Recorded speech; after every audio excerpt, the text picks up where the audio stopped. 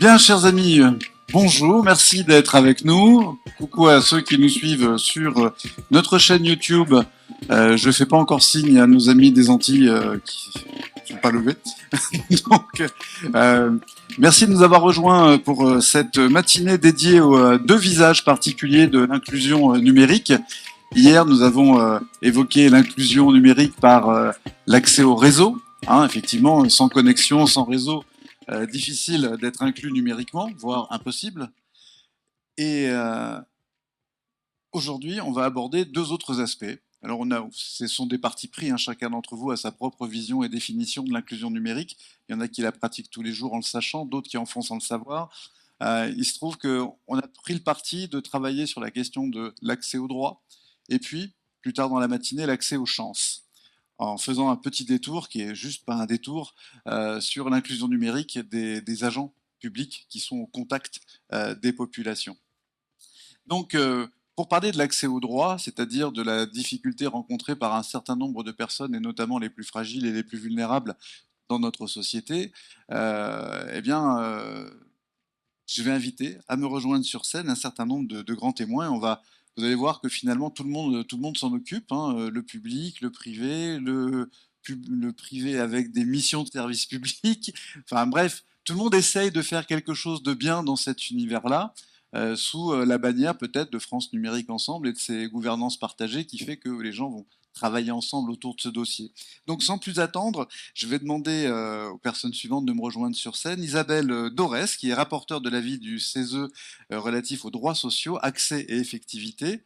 Voilà, je vais vous inviter à monter sur scène. Oui, et enlevez vos badges puisque notre photographe voilà, trouve que ça fait pas joli sur les photos et il a raison, ça fait des reflets.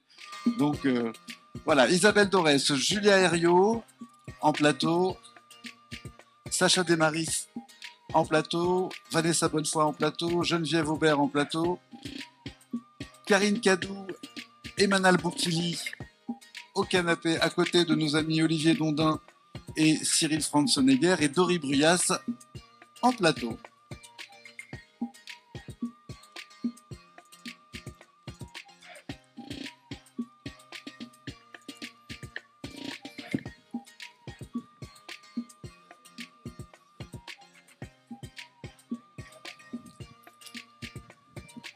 Non, c'est en plateau.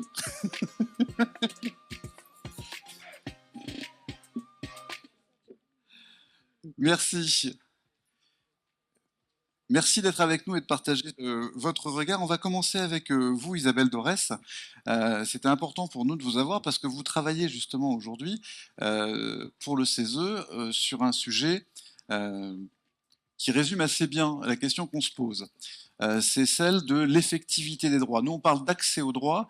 Vous préférez parler d'effectivité des droits, c'est-à-dire les droits qu'on utilise dans la réalité, en vrai. Parce que l'accès, c'est dire, bon, bah, vous pouvez y accéder. Mais est-ce que j'y accède vraiment? Est-ce que j'en profite vraiment? Et quelle est la part de la dématérialisation d'un certain nombre de procédures administratives dans ce qu'on appelle le non-recours au droit? Parce qu'aujourd'hui, je crois qu'il y a une expérimentation en cours dans un certain nombre de territoires, les territoires zéro non-recours, quelque chose comme ça. Donc, est-ce que vous pouvez nous en dire plus, à la fois sur l'esprit de cet avis, la démarche, et puis peut-être vous présenter par rapport à votre histoire avec notamment ATD Carmonde? Oui, merci beaucoup d'abord de m'avoir convié ici pour vous présenter un peu les travaux du CESE. Donc, en effet, sur l'accès et l'effectivité des droits, et c'est en effet bien un choix de parler de l'effectivité par rapport aux autres termes. Donc, je vais revenir un peu dessus. Donc, moi, je suis au CESE dans le groupe association des représentants. Donc, le CESE, enfin, souvent, les gens connaissent assez peu cette troisième chambre de la République, donc qui est le Conseil économique, social et environnemental, et qui est une représentation des organisations de la société civile et qui se concerte pour voir quel est un peu l'avis de la société organisée sur des sujets pour faire des avis pour orienter les travaux ou les lois du gouvernement. Voilà, donc on est une chambre vraiment de la concertation et on essaye d'arriver au mieux à une concertation aboutie sur un certain nombre de sujets. Donc moi je suis dans le groupe association au titre des associations de lutte contre les exclusions, donc rassemblées dans un collectif Alerte, mais donc je suis là parce que ça fait 30 ans que je milite dans un mouvement qui s'appelle ATD Carmonde, agir tous pour la dignité du quart-monde. Et en fait, nous, ce qu'on veut vraiment montrer, c'est que tout le monde doit avoir accès aux mêmes droits, dans les mêmes conditions, et voilà, et sur tout le territoire, et sans discrimination, sans jugement. Et normalement, le droit, enfin, ce qu'on pense très fort, c'est que la pauvreté, donc on est avec des gens en situation de très grande pauvreté, hein, qui ont vraiment justement pas accès à leurs droits, que ce soit les droits, ce qu'on appelle les droits fondamentaux, hein, donc le droit au logement, le droit à l'alimentation, le droit à l'éducation, le droit à vivre en famille, le droit aux vacances, enfin voilà, tout ce qu'on appelle des droits fondamentaux qui permettent d'avoir une vie digne dans notre société. Et on est une société riche qui devrait pouvoir permettre à chacun d'accéder à cette dignité. Et ça, c'est vraiment de la responsabilité et du devoir en fait des pouvoirs publics qui ont aujourd'hui tendance à l'oublier, c'est-à-dire on a oublié ce qu'était un peu notre solidarité nationale. On est actuellement une société où la cohésion sociale n'est pas le premier objectif et n'est plus le premier objectif, et on est vraiment sur une société qui est en crise du lien social, et l'accès aux droits, c'est vraiment le moyen de retrouver des liens, enfin, c'est ensemble, quoi. C'est-à-dire ce qu'il faut, c'est qu'on arrive à restaurer du lien. Et le problème de la dématérialisation dans l'accès aux droits, la dématérialisation est très très forte, hein, si on prend tout ce qui est droits sociaux, demande de droits sociaux, etc. Donc on a une dématérialisation qui a été utilisée non pas comme un moyen de plus pour permettre l'accès aux droits, mais comme un moyen d'optimiser l'organisation des services publics, de réduire les effectifs, voilà, et pas du tout en termes de je vais améliorer l'accès aux droits des personnes. Et aujourd'hui, on est dans une situation assez désastreuse, donc je pourrais peut-être expliquer un peu plus On tard. y reviendra, vous êtes notre grand Voilà, témoin de cette table ronde, absolument. Voilà, et donc il faut absolument qu'on retrouve du lien social dans partout dans notre société. Il faut qu'on arrive à restaurer ces relations humaines, et c'est ça qui permettra justement d'améliorer l'accès aux droits et l'effectivité des droits. Alors pourquoi effectivité aussi? Parce que ça suffit pas de décréter dans le droit que tout le monde a accès aux mêmes droits si on met pas les dispositifs en place, si on met pas les moyens réels, en particulier humains, pour y arriver, et si on ne prend pas en considération les gens avec leurs histoires, si on ne prend pas le temps de connaître ce qu'ils vivent et leur réalité de vie. Voilà. Et ce qu'on est persuadé à Télécarmonde, c'est que les gens dans la grande pauvreté, ils développent des compétences, ils ont des savoirs que tout le monde ignore, parce qu'en général, c'est des gens qui sont méprisés, humiliés tout le long de leur vie, et ces humiliations font qu'ils perdent confiance en eux, qu'ils ne peuvent plus prendre eux-mêmes leurs responsabilités, tellement leur vie est difficile, tellement ils sont confrontés à des manques. Et du coup, si on ne prend pas le temps de travailler avec eux, de restaurer une confiance en soi et pour permettre de rebondir, eh ben, on n'arrivera pas à ce que ces personnes-là aient un accès aux droits. Et ce qu'elles vivent plutôt, c'est le mépris et une stigmatisation de notre société de plus en plus forte. Merci, merci pour cette intro. Et effectivement, on est déjà dans le cœur du sujet avec cette question de l'effectivité des droits, et on se posait en amont la question de savoir si, en matière d'accès aux droits, l'écran commence-t-il à faire écran? Hein, on sait qu'on a eu une première phase de la dématérialisation des services publics qui a consisté à scanner des formulaires CERFA qui étaient déjà assez compliqués à maîtriser et juste les mettre en ligne, les transformer en formulaires à cocher. On a évoqué ces points-là lors de la table ronde hier avec notamment le sénateur Delcros et la sénatrice Espagnac sur cette nécessité effectivement d'une médiation, d'un accompagnement vis-à-vis de ces outils-là, comme on avait besoin à une certaine époque d'accompagnement pour remplir les formulaires papier. C'est-à-dire qu'il n'y a pas d'autocompétence qui se développe face au numérique. Et est-ce que ça fait partie des fondamentaux justement de l'analyse de base, du diagnostic de base du programme Société numérique de l'Agence nationale de cohésion des territoires? Elle voit que je pense à elle, c'est Julia Herriot qui en est la co-directrice. Merci beaucoup, et merci beaucoup aussi Madame Dorès pour cette analyse qui fait beaucoup écho notamment au dernier rapport de la Défenseure des droits, justement qui met en exergue la corrélation justement entre les conditions sociales des personnes et l'éloignement numérique. Donc moi je travaille effectivement au programme Société numérique de l'Agence nationale de la cohésion des territoires qui pilote les politiques publiques nationales pour l'inclusion numérique. J'avais préparé quelques slides, je sais pas si... Ils sont là. Voilà, super. Et notre mantra, entre guillemets, c'est on a tous quelque chose à apprendre sur le numérique, puisque l'idée du programme, c'est c'est vraiment de favoriser la montée en compétences des usagers sur les compétences numériques de base, puisque on est ici pour parler d'accès au droit, mais en amont de l'accès au droit, c'est grâce aux compétences numériques de base qu'on va pouvoir justement résoudre le problème d'accès au droit qui se présente aujourd'hui. Donc si on passe effectivement au slide suivant, ce qui me permettra justement de faire une première analyse, enfin de vous présenter une première analyse qu'on a faite justement sur l'éloignement du numérique et comment ça peut avoir un impact justement sur l'accès au droit, mais pas que, mais on est bien en amont justement de la réflexion de la problématique de l'accès au droit. Et ensuite, je vous présenterai très rapidement donc, les solutions qu'on met en place pour essayer de remédier à ces problématiques. Donc, on a commandé une étude l'année dernière sur l'éloignement numérique pour notamment réactualiser le chiffre des 13 millions de Français éloignés du numérique. On s'est rendu compte en actualisant ce chiffre-là qu'il avait potentiellement augmenté. On est plutôt autour de 16 millions, mais c'est pas ce qui était le plus intéressant dans l'étude. Et ce qui en est ressorti. Ce qui en est ressorti de plus intéressant, c'est justement la corrélation des facteurs sociodémographiques qui sont notamment le niveau de diplôme, l'âge, les revenus ou encore la situation géographique, donc par exemple on peut parler de la ruralité, et l'éloignement au numérique. Donc il y a vraiment une corrélation très forte qu'il faut prendre en compte pour justement traiter le problème de l'éloignement au numérique. Et ça met vraiment en exergue aussi le fait que on est tous, en fonction de ces critères, plus ou moins éloignés du numérique à un moment de notre vie, en fonction de là où on peut habiter. Et l'accompagnement et la formation aux compétences numériques de base doit avoir lieu tout au long de sa vie. C'est-à-dire que même effectivement les plus jeunes qui sont à l'aise avec les réseaux sociaux ont besoin d'un accompagnement sur les compétences numériques de base pour faire un CV, écrire des mails. Même des générations plus récentes ont potentiellement besoin aussi d'accompagnement sur l'IA ou d'autres technologies qui vont sans doute apparaître dans les prochaines années. Donc il y a effectivement un gros besoin de formation de toute la société et vraiment un service public qui est attendu sur ce sujet-là et qui peut résoudre le problème d'accès au droit, mais aussi qui a d'autres externalités, à savoir l'accompagnement sur la parentalité, la sécurité sur le numérique, etc. Donc nous, ce qu'on propose, c'est une réponse qui est systémique. On a deux volets, notamment, qu'on propose à la NCT.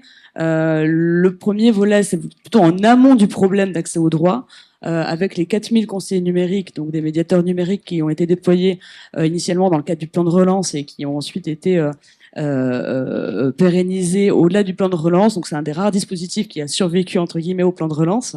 Donc aujourd'hui on a encore 4000 conseillers numériques qui sont là pour accompagner gratuitement les usagers sur leurs compétences numériques de base. Donc ils sont soit en mairie, soit dans des lieux associatifs ou encore dans des entreprises privées. Donc on travaille avec la Banque des Territoires sur ce projet-là. Et l'idée, c'est bien sûr de proposer un service public d'accompagnement des usagers, mais aussi plus globalement de structurer la filière professionnelle de la médiation numérique, puisqu'en fait, on croit vraiment très fort au fait que le métier de médiateur numérique va pouvoir justement être ce trait d'union qui entre l'usager et le numérique pour pouvoir le former et essayer de régler le problème justement de l'accès au droit, mais encore une fois, pas uniquement, vraiment d'aider l'usager à interagir avec le numérique tout au long de sa vie. Donc l'idée, c'est aussi de rendre, via ce dispositif-là, plus attractif et mieux connu le métier de médiateur numérique. Plutôt en aval du problème de l'accès au droit, donc on a un autre dispositif bien connu, donc France Service. Donc c'est en tout 2700 France Service sur toute la France. Donc on a une France Service accessible à 30 minutes de chaque usager en France. Et on a aussi un dispositif qui s'appelle Aidant Connect, que vous connaissez aussi sans doute, qui est un dispositif qui permet aux aidants numériques de pouvoir réaliser via un mandat des démarches administratives pour le compte de quelqu'un d'autre de manière sécurisée. Donc là, on est vraiment sur l'aval de l'accès au droit, sur comment on accompagne effectivement l'usager qui pour l'instant n'est pas formé sur les compétences de base du numérique et qui a besoin d'aide dans le cadre d'une rupture de droit. Julien, est-ce qu'on peut revenir 2 secondes sur Aidant Connect, parce que je Oui. partageais en aparté avec Isabelle, Pardon, du coup, je elle vois l'a pas les forcément réactions. dans ses radars, ce dispositif, et je suis pas certain que tout le monde l'ait bien Ok. assimilé. Donc effectivement, Aidant Connect, c'est un dispositif qui permet aux aidants numériques, alors les aidants numériques qu'on différencie des médiateurs numériques dans le sens où c'est généralement les travailleurs sociaux qui sont, par exemple, secrétaires de mairie, des agents de CCAS, qui sont confrontés à des usagers qui ont des problèmes avec le numérique, mais ce sont des personnes qui ne sont pas forcément des professionnels de la médiation numérique, puisque, encore une fois, nous, on l'identifie bien comme un métier à part entière, dont on essaie de structurer la filière par ailleurs. Et aidant numérique, effectivement, ça nécessite d'être à l'écoute de l'usager et d'avoir malgré tout quelques compétences de médiation numérique, puisqu'on est face à un usager qui potentiellement par ailleurs est dans un état émotionnel un peu difficile, puisqu'il est potentiellement en rupture de droit. Cet usager-là va vouloir qu'on fasse potentiellement à sa place, ce qui est encore une fois possible, mais qui doit être sécurisé. Y compris sur le plan juridique, oui. Oui, voilà, c'est ça. C'est-à-dire que faire une démarche à la place de quelqu'un d'autre, voilà, il y a des risques d'usurpation d'identité qui peuvent survenir et de responsabilité juridique quant à la démarche. Et Aidant Connect permet effectivement de manière sécurisée de réaliser la démarche à la place de la personne via un mandat numérique. Merci pour cette précision. Voilà. Et en globalité et en transverse de ces dispositifs-là, on a effectivement le dispositif France Numérique Ensemble et la feuille de route France Numérique Ensemble, qui est en fait notre feuille de route sur les politiques publiques nationales d'inclusion numérique, qui prévoit de soutenir les gouvernances locales d'inclusion numérique et qui prévoit surtout d'embarquer tous les acteurs qui souhaitent travailler sur l'inclusion numérique et sur une stratégie locale d'inclusion numérique, notamment à travers des parcours usagers. Comment on imagine qu'un usager va pouvoir aller consulter une France Service, ensuite se tourner vers un conseiller numérique, soit ça s'organise aussi. En amont, il y a bien sûr un diagnostic du territoire à faire, et ces gouvernances France Numérique Ensemble, on sait qu'elles mobilisent du coup des collectivités, mais pas que, les associations aussi, parce que le réseau associatif est historiquement très très actif sur l'inclusion numérique, mais également les entreprises privées qui ont aussi effectivement beaucoup d'intérêt finalement à aller sur le sujet par rapport à leurs usagers propres. Et leurs solutions numériques qui déploient. Donc ces gouvernances sont structurées partout en France, elles sont à l'échelle départementale, donc il y en a une dans le Cantal où le conseil départemental est très très très actif.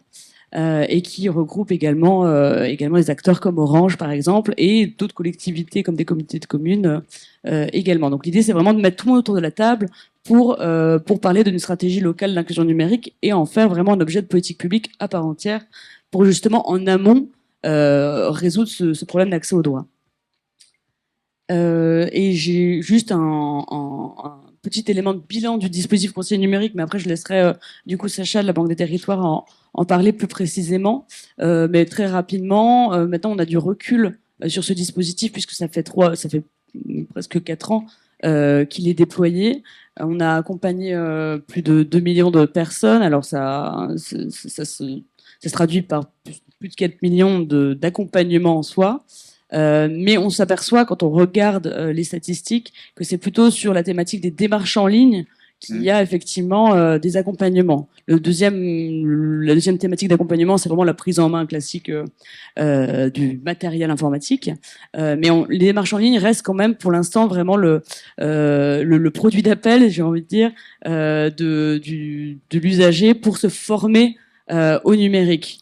Donc je pense qu'il y a vraiment tout un enjeu, on pense qu'il y a vraiment tout un enjeu justement à montrer que la formation aux compétences de base du numérique peut aussi ouvrir les portes, bien sûr, de l'accès au droit, mais aussi d'une parentalité plus éclairée, d'une sécurité sur Internet mieux assurée. En tout cas, il y a d'autres sujets sur lesquels la médiation numérique peut vraiment avoir un effet.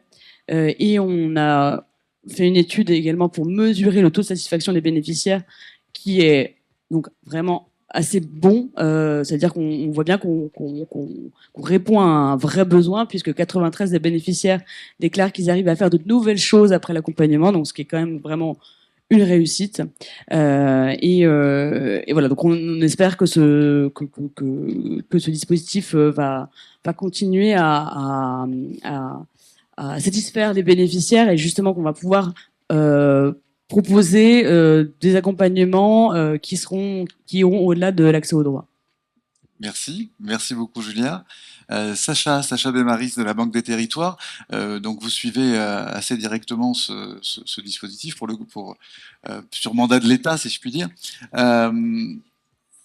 C'est bien ça. Donc voilà, premier bilan. Julia a commencé à en parler sur le plan qualitatif et quantitatif. Oui, il y a un problème sur la photo, c'est ça? Oui, c'est pas moi sur la photo, mais D'accord. C'est bien moi en vrai. Donc. Hop. Je vais arranger ça tout de suite. Okay. Non, c'est pas grave du tout. C'est Julie Stein qui travaille aussi à la Banque des Territoires. D'accord. Donc on est voilà, un cas typique dans le numérique d'usurpation d'identité involontaire, en l'occurrence. Donc, pendant que je vais enlever la photo quand même pour éviter toute forme de confusion, je vais vous inviter à nous dresser, merci, un premier bilan un peu plus complet de ce dispositif, hein, et rappeler peut-être qui finance les conseillers numériques. Oui, rappeler aussi ce que fait la Banque des Territoires sur conseiller numérique, et rappeler en quoi consiste ce programme. Donc l'État cofinance des postes de médiateurs numériques qui sont logés chez les collectivités, des associations, des entreprises de l'ESS. Donc il y a une part de cofinancement de l'État. Et l'État paye également la formation de ces conseillers numériques. Au début du dispositif, c'était uniquement de la formation initiale. Là, on est en train de développer de la formation continue.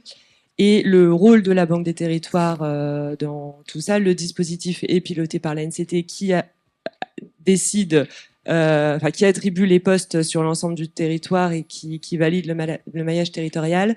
Et nous, à la Banque des Territoires, pour faire court, on gère le versement des subventions de l'État à toutes les collectivités, et on gère aussi l'organisation de la formation initiale et maintenant également continue de ces médiateurs numériques. Je vais peut-être revenir sur le rôle de ces conseillers numériques. Julia, tu l'as bien expliqué. L'idée, c'était aussi de répondre à cette population qui se sent exclue et délaissée. L'idée, c'était de remettre quand même de l'humain devant la population, et que ces gens-là aient accès à quelqu'un. Donc ça, c'était quand même un point très important. L'idée aussi, c'était pas de recréer des guichets supplémentaires et de pas créer encore plus de confusion, et que ces conseillers numériques travaillent bien en complémentarité avec tous les services qui existent déjà, les espaces France Service, les travailleurs sociaux, les secrétaires de mairie. Et le dispositif a été conçu de manière la plus souple possible. C'est pour ça que ces conseillers numériques peuvent être aussi bien employés par des collectivités que par des acteurs privés. L'idée, c'était bien que ces conseillers numériques soient là où les gens ont déjà l'habitude d'aller, et que ce soit le plus simple possible pour les bénéficiaires. Donc ces conseillers numériques, ils peuvent être embauchés par une collectivité, mais ils vont en fait être généralement intervenir sur plusieurs lieux. Ils peuvent être en lieu assez classique, mairie, médiathèque, mais ils peuvent être également dans des tiers-lieux, intervenir dans des espaces France Service. La plupart du temps, ils vont tourner dans la semaine et intervenir à plusieurs endroits, avec un enjeu assez fort dans les zones rurales d'aller vers. Donc il faut pas mal de déplacements. Ils vont même à domicile. Donc il a vraiment été conçu comme ça au départ. Par exemple, à la différence des espaces France Service, qui sont des lieux fixes ou des bus, mais qui restent quand même des lieux, conseil numérique, c'est vraiment fait pour être dans les lieux existants. Vous nous interrogez aussi sur leur profil. on est assez content parce qu'on a autant d'hommes que de femmes. La parité est parfaite parmi les conseillers numériques depuis le début. On a aussi des profils très variés. On peut avoir des personnes qui étaient des spécialistes qui faisaient déjà de la médiation numérique avant, mais on a aussi des gens qui ont des formations plutôt en informatique, donc qui vont plutôt être experts, mais qui ont voulu aussi donner un peu plus de sens à leur mission. Donc cette variété de profils fait aussi que les missions sont pas toutes homogènes et qu'on va selon leur employeur, selon le type de bénéficiaires qu'ils ont, on va avoir des conseillers numériques qui font plutôt des ateliers collectifs, des démarches en ligne, de la prise en main de matériel. C'est vraiment un programme assez peut-être moins homogène que d'autres dans les tâches qui sont accomplies sur le terrain. Comment est-ce qu'on contribue, comment est-ce que le dispositif contribue quand même à l'accès au droit, même si tu l'as rappelé, Julia, c'est plus large que ça. D'abord, en accompagnant la montée en compétence de la population, on espère quand même qu'ils seront plus à même de faire ces démarches en ligne eux-mêmes. Ensuite, il y a un gros travail qui est fait aussi de réorientation. Normalement, les conseillers numériques sont formés pour savoir, dès que ça dépasse leur fonction, savoir dire pour cette démarche-là, il faut que vous alliez dans cet espace France Service qui est là le plus proche de chez vous, ou les travailleurs sociaux. Donc, ils ont aussi un rôle de réorientation. Et puis, on en a quand même une partie qui fait de la démarche en ligne aux côtés de l'usager lorsqu'il n'a pas le choix. Ça a déjà été évoqué hier pour les secrétaires de mairie. Quand un usager vient les voir et qu'il a une demande concrète, ils sont aussi là pour y répondre, et ils font aussi avec les besoins qui se présentent à eux. C'est un dispositif qui est récent, qui est à l'échelle d'une politique publique. En tout cas, il a été lancé il y a 3 ans. On a eu toute une première phase de déploiement un peu quantitatif. L'idée, c'était que l'intégralité du territoire soit couvert. Aujourd'hui, on passe dans une phase un peu plus qualitative où on voit d'ailleurs dans les travaux d'évaluation qui sont menés par la NCT que les conseillers numériques que les efforts faits par les structures et par les conseillers numériques pour aller chercher leur public, être mieux identifiés aussi par les acteurs locaux, commencent à payer. On voit qu'il y a une coordination qui se met en place avec les travailleurs sociaux sur le terrain, les espaces France Service, tous les acteurs locaux qui peuvent intervenir sur la médiation numérique. On a aussi mis en place cette année une centaine de coordinateurs globalement à l'échelle départementale pour organiser aussi cette activité-là. Donc on est vraiment dans une phase où on cherche à... Maintenant qu'ils sont tous sur le terrain, l'idée c'est vraiment de monter en qualité et d'améliorer l'efficacité et d'affiner effectivement leur approche et leur service. Un mot de conclusion sur ce... ça sera à peu près le même que Julia. C'est maintenant qu'on est dans cette phase où on voit que ça commence à bien prendre et à bien marcher et que les usagers sont vraiment satisfaits, on espère qu'on s'arrêtera pas là et qu'on pourra continuer, que ces postes pourront être pérennisés. Donc, à la Banque des Territoires, on est aussi là pour accompagner les structures qui portent ces postes à aller chercher des cofinancements et à voir comment ils peuvent pérenniser ces postes. On commence à voir pas mal de cofinancements européens, même si c'est compliqué à aller chercher, même si c'est compliqué de financer du fonctionnement et pas de l'investissement. On commence quand même à avoir des structures qui arrivent à chercher des cofinancements, soit dans la sphère privée, soit côté fonds européens, ou alors avec d'autres subventions d'État en fonction des cibles qu'ils ont, QPV, ZRR, personnes âgées, ce genre de subventions spécifiques. Merci Sacha Desmaris. Isabelle Dorès, comment vous regardez justement ce dispositif? Il y a un effort qui est fait pour mettre des vrais gens en face des vrais gens en difficulté, pour accompagner ceux qui sont déjà au contact des populations dont on parlait tout à l'heure. Est-ce que Ça va dans le bon sens? Est-ce que c'est suffisant? Certainement pas. Mais quel regard vous portez sur ces approches-là? Voilà. Alors, globalement, moi, je trouve qu'on confond deux gros sujets. Ah. C'est-à-dire, on a dans notre société un problème globalement de fracture numérique qui est clair. Et donc, il faut à tout prix lutter contre cette fracture numérique. Et du coup, les dispositifs que vous mettez en place sont absolument essentiels pour ça. Et il faut à tout prix les poursuivre, les stabiliser. Enfin, voilà, continuer à ça. Donc les gens, ce qu'ils ont envie, c'est d'avoir l'outil informatique comme tout le monde, pour avoir une messagerie, pour aller sur les réseaux sociaux, pour avoir des accès à des ressources d'information, d'éducation, de culture, etc. Enfin voilà, comme tout le monde, quoi, l'usage informatique. Ce qui est des démarches d'accès au droit, c'est quand même autre chose, quoi. On est sur des politiques, on est normalement sur des objectifs de politique publique qui est de permettre à chaque citoyen d'avoir accès dans les mêmes conditions à ses droits fondamentaux pour avoir une vie digne dans notre société.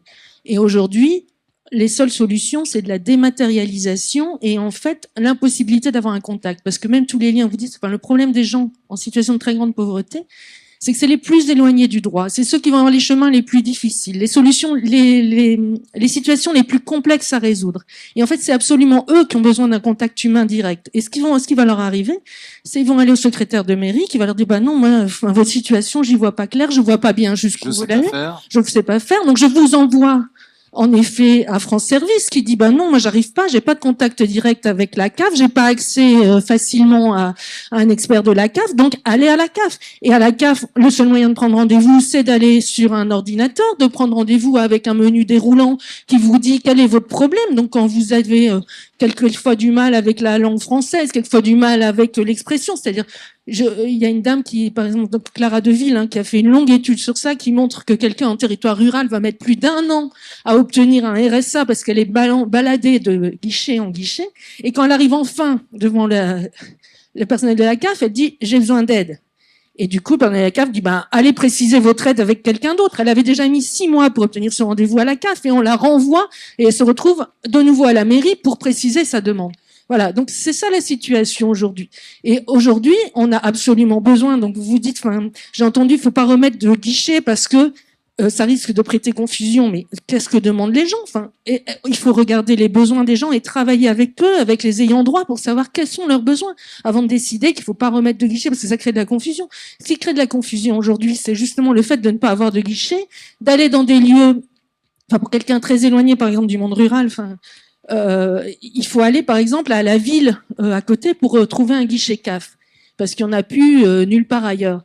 Et aller dans la ville quelquefois pour quelqu'un qui a pas de transport, qui a pas les codes, qui a pas, voilà, c'est aussi aller dans le monde de la domination, très loin de soi, avec des distances psychologiques très très grandes, et ça demande un effort mais qu'on ne peut pas mesurer.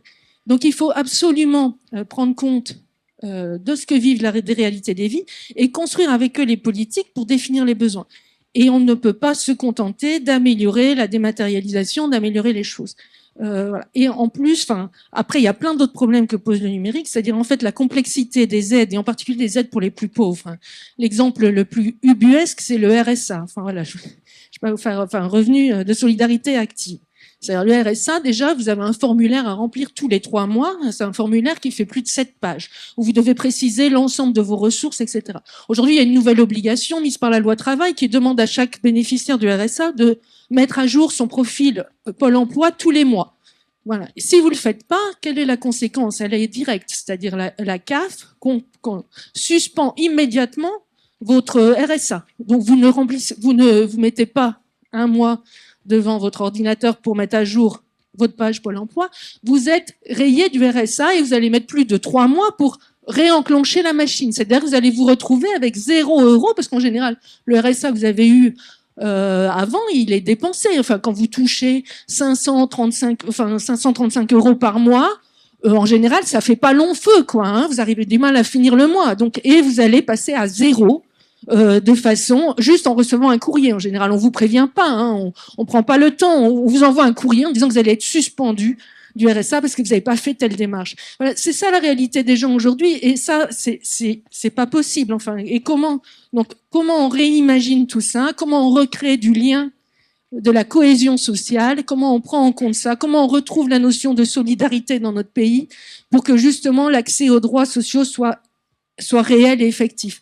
Et quand on parle de non-recours, c'est tout à l'heure vous m'interrogez sur non-recours, le sujet du non-recours, le problème, c'est qu'on rend responsables les gens. C'est-à-dire, on a mis des systèmes en place très, très complexes avec des solutions impossibles pour les gens, enfin, voilà, de la dématérialisation impossible.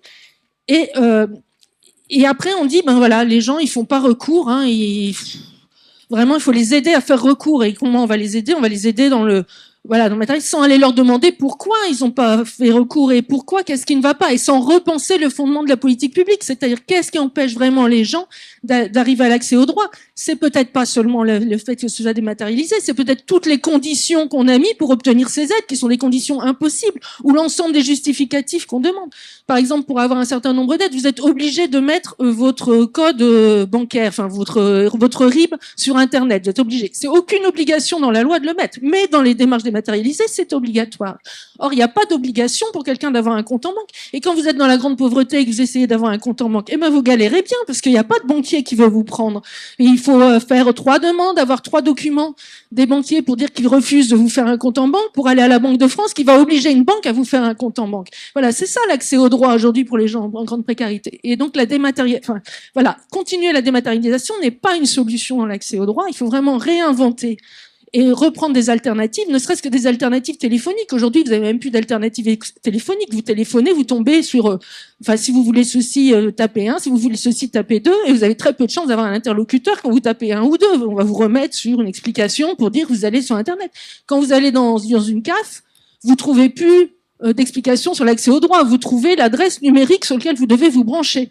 Point barre. Voilà. Donc, il y a vraiment, reconstruisons des politiques publiques en partant des droits fondamentaux, des besoins et de la nécessité que chacun ait accès aux droits, et réfléchissons à partir de ces besoins-là pour trouver des alternatives suffisantes. Et continuons bien sûr la lutte contre la fracture numérique, mais bien pour que tout le monde puisse accéder à l'outil et que l'outil devienne quelque chose d'habituel en effet, et que peut-être il y aura plus de personnes qui pourront faire leur démarche dématérialisée, mais dans le cas des gens en situation de grande pauvreté, en général la situation est tellement complexe que la dématérialisation ne permet pas de résoudre. Merci Isabelle Dorès pour ce propos qu'on sent militant. Mais qui correspond peut-être, je me tourne vers Vanessa Bonnefoy, qui est certes adjointe à la mairie d'Aurillac, mais qui travaille aussi dans ce monde du social et qui connaît ces populations. Aujourd'hui, comment autour de l'atelier numérique d'Aurillac et aussi dans le quotidien d'un CCAS, par exemple, sur Aurillac, comment s'équilibrent ces deux points de vue-là? Oui, déjà bonjour à toutes et à tous, ça fait du bien. Merci pour votre intervention parce que c'est vrai que c'est un vrai sujet. Alors nous, à la mairie d'Aurillac, on a un espace public numérique, donc l'atelier, avec un petit stand en bas. Donc si vous voulez le découvrir, vous pouvez aller voir les 2 filles qui pourront vous le présenter. Et on aura des visites aussi cet après-midi, donc ça fera l'objet. Et alors, au sein de cet espace numérique, donc il se passe beaucoup de choses, beaucoup d'accompagnement au numérique, donc sur l'utilisation de l'outil et aussi sur la réalisation des démarches en ligne. Et on s'est dit qu'en fait, à partir du moment où on poussait la porte de l'atelier, donc de l'espace public numérique, c'est qu'on avait envie d'apprendre, et qu'on n'était pas forcément en grande situation d'exclusion. Donc l'année dernière, on s'est vraiment posé la question au début d'année et on s'est dit, en fait, toutes les personnes qui viennent, c'est parce qu'elles ont envie d'apprendre, c'est parce qu'elles ont envie d'avancer au niveau de leur démarche en ligne, de savoir faire, et elles ne sont pas forcément en grande situation d'exclusion.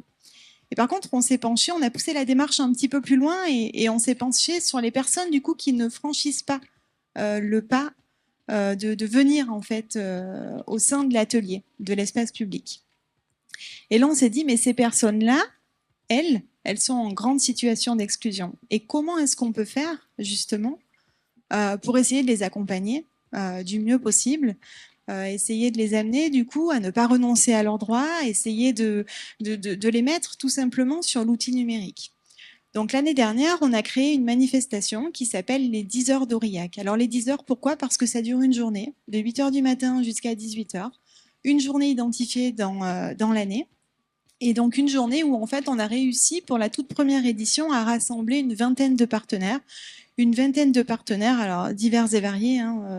Donc on a la mission locale, on a France Travail, on a la CAF, la CEPAM, on a le CADA, on a l'ADAPI, on a tout un tas en fait d'associations qui sont venus du coup nous épauler dans cette manifestation. Et le but de cette manifestation, c'était d'organiser une journée du coup pour aller vers la population dans Aurillac et en fait faire un petit test sur l'agilité numérique et mesurer un petit peu le niveau d'inclusion numérique de la personne et inclusion sociale par la même occasion. Et en fait, sur une journée, on a touché un petit peu plus de 400 personnes. Et sur ces 400 personnes, on s'est aperçu qu'on en avait bien 120, 125 en grande situation d'exclusion. Donc des personnes qui disent oui, non mais moi j'y connais rien, je sais pas ce que c'est un ordinateur. Là tout de suite, ma seule préoccupation c'est de savoir comment est-ce que je vais réussir à réaliser mes démarches en ligne, comment je vais faire mes demandes de RSA, comment je vais faire mes demandes pour l'APL ou des choses comme ça. Et là on s'est dit là en fait voilà, on est vraiment au cœur du sujet. Donc en fait, en effet, le lien social, pour moi, c'est un vrai levier pour réussir à inclure du coup toutes ces personnes au niveau du numérique. Donc à la suite de cette journée, donc le but c'était vraiment d'identifier ces personnes et puis de les tenir en fait et de leur dire voilà, on a un accompagnement pour vous et on va adapter les accompagnements en fonction de votre souhait. Donc le but, c'était de savoir si oui ou non ils souhaitaient des accompagnements collectifs, s'ils souhaitaient des accompagnements individuels, et essayer de leur apporter un accompagnement le plus facile et le plus proche de chez eux. C'est-à-dire qu'en parallèle, on a aussi construit un guide, le guide de l'inclusion numérique à Aurillac, et donc sur lequel on a identifié et on a listé en fait tous les partenaires, toutes les associations ou autres en fait qui font de l'accompagnement au numérique au quotidien, parce que on se dit qu'en effet, déjà, ils sont en situation d'exclusion, ils ont du mal à passer un pas de porte, et en plus de ça, pour certains, ils ne savent pas où se faire accompagner. Donc en fait, on a relevé deux problématiques. Et ces personnes en grande situation d'exclusion qui passent pas les pas de porte parce que ou ils savent pas ou parce qu'ils n'osent pas. Donc à la suite de cette manifestation, donc il y a eu plusieurs ateliers collectifs dans certaines structures et individuels donc à l'atelier principalement de la ville d'Aurillac. Et donc on a réussi à intégrer des personnes qui étaient dites en grande situation d'exclusion dans on va dire le circuit du numérique, et c'est une belle réussite parce qu'on relance l'opération cette année avec encore plus de partenaires de manière à lutter encore plus contre cette exclusion numérique. Donc c'est vrai qu'en fait, on parle beaucoup d'accompagnement. Donc nous aussi, on a un conseiller numérique, une conseillère numérique, pardon, à l'atelier. On a une médiatrice numérique, mais on se dit que toutes les personnes qui franchissent le pas de porte, ce sont des personnes qui ont envie. Mais les personnes qui cumulent beaucoup d'exclusion, et elles le font pas. Elles le font pas parce qu'elles sont déjà dans le mal-être et elles n'ont pas spécialement envie. Voilà un petit peu la démarche de la ville d'Aurillac. Et alors c'est vrai que lors de cette journée l'année dernière, on a touché 20% en fait des personnes qui ont répondu en fait faisaient partie de la zone CABA. Donc on s'est dit que, alors en effet, on avait donc des Aurillacois, mais pas que, normal, en pleine journée, les gens se baladent, les gens font leurs courses. Donc on s'est dit que cette année, pour l'édition 2024, on allait élargir donc la manifestation des 10 heures du numérique, donc à la zone CABA, en passant donc par les médiathèques et les centres sociaux. Parce que les centres sociaux exercent aussi cette mission et au quotidien. Et donc, c'est vrai que les centres sociaux couvrent des territoires quand même assez larges au niveau des communes. Donc, on élargit la manifestation sur les centres sociaux associatifs du territoire CABA et les médiathèques, donc qui ont des postes informatiques, de manière à toucher encore plus de personnes et à accompagner et orienter du coup des personnes dites en grande situation d'exclusion. Merci Vanessa Bonnefoy, comme quoi effectivement l'aller vers du numérique peut permettre de récupérer. Vous pouvez applaudir, oui, je sens que ça vous démange. permettre de remettre aussi, de récupérer des gens qui dans les réseaux de la solidarité. Merci beaucoup. Geneviève Aubert, vous êtes donc la déléguée territoriale du Cantal du groupe La Poste. La Poste qui a un certain nombre de missions de service public, mais accueille le monde entier dans ses bureaux de poste, et notamment en ruralité, où ce sont des lieux extrêmement importants. J'imagine que les guichetiers de La Poste font régulièrement de la médiation numérique en le sachant ou sans le savoir. Et puis, vous avez développé aussi un certain nombre d'outils qui permettent aux populations de se protéger, et puis aux jeunes de rentrer en mobilité. On sait que c'est un sujet majeur dans la ruralité. Je vous laisse nous raconter. Merci Sébastien. Bonjour à toutes et à tous. Alors oui, effectivement, nous avons mis en place des actions parce que la transition numérique et l'engagement sociétal est au cœur de notre stratégie. Mais au-delà de la présence postale, j'aimerais surtout rajouter que c'est notre présence humaine qui fait notre force, à travers par exemple les facteurs qui vont tous les jours distribuer du courrier. À la Les Verts, ils connaissent. Voilà. Donc, je vais illustrer mes propos à travers 3 exemples. Les bureaux de poste, comme vous disiez, ensuite les jeunes ruraux, et je finirai dans le cadre du Aller Vert avec les camions jaunes. Concernant les bureaux de poste, je vais rebondir sur ce que vous dites, puisque nous travaillons en partenariat dans le cadre de la conseillère numérique. Nous avons mis en place sur Aurillac un binôme, voilà, dont vous voyez les slides, un binôme médiatrice et conseil numérique. Alors, la médiatrice, et je tiens à le préciser, la totalité du budget de médiation est entièrement financée par la CDPPT, c'est-à-dire la commission départementale de présence postale territoriale du Cantal. C'est quelqu'un d'externe à la Poste. Et nous l'avons mis en place il y a 4-5 ans, parce que nous nous sommes rendus compte que déjà la première exclusion, c'était la barrière de la langue. Et notamment à Aurillac, c'était le cas avec toute la population de réfugiés qui arrivait. Et je rebondirai avant de continuer sur ce que vous disiez, madame, tout à l'heure. Effectivement, bien souvent, ouvrir un compte, c'est très compliqué. Mais nous, à la Poste, à travers toutes les personnes que nous envoie le CADA, ils peuvent au moins avoir, à minima, un livret A. Déjà. Et donc, si je continue, la médiatrice, qu'est-ce qu'elle va faire? Déjà, elle va avoir un rôle de traduction. Ensuite, elle va aussi accompagner les clients vers les automates en libre service. Globalement, sur Aurillac, elle voit entre 1500 et 2000 clients par mois. C'est quand même important. Et puis, qu'est-ce qu'elle va faire d'autre? À travers un questionnaire succinct et en discutant avec eux, ou bien en leur remplissant tout un tas de documents, qu'ils soient postaux ou non, puisqu'elle a ce rôle-là aussi, puisqu'il y a des gens qui ne savent pas ni lire ni écrire, même encore de nos jours. Elle va les envoyer vers la conseillère numérique, qui, elle, est basée sur l'étape numérique du bureau du centre-ville. Et la conseillère numérique, elle va permettre une formation de base à chacun, soit à travers des ateliers qui vont être des ateliers qui vont être soit individuels, sur un rendez-vous personnalisé, ou bien des ateliers qui seront sur un groupe. Voilà. Elle peut aussi, on ne le sait pas toujours, accompagner les communes dans l'éducation numérique de la population. Et ça, on ne le sait pas, c'est aussi son rôle. Alors ça, c'est une première chose, donc c'est ce que nous faisons sur les bureaux de poste, et notamment sur Aurillac.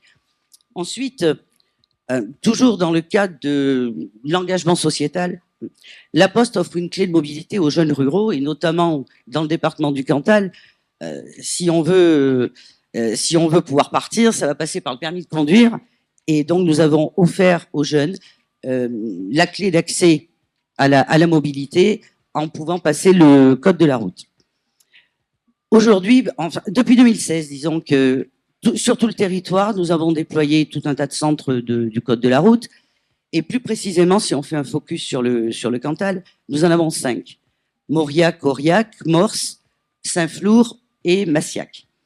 Les examinateurs sont des postiers qui sont formés à cet effet en fonction de la charte du ministère.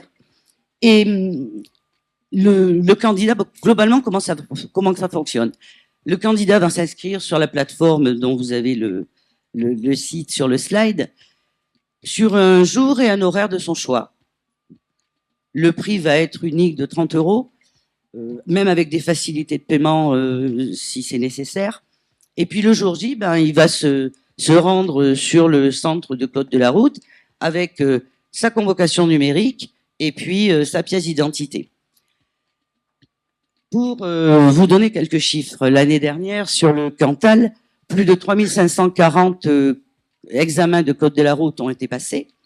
Et déjà, à juin 2024, nous étions à 2175, ce qui correspond environ à plus 25% par rapport à l'année dernière. Donc, tout ça pour vous dire que ça fonctionne, ça a vraiment un vif succès. Ça, c'était donc une deuxième partie, c'était les jeunes.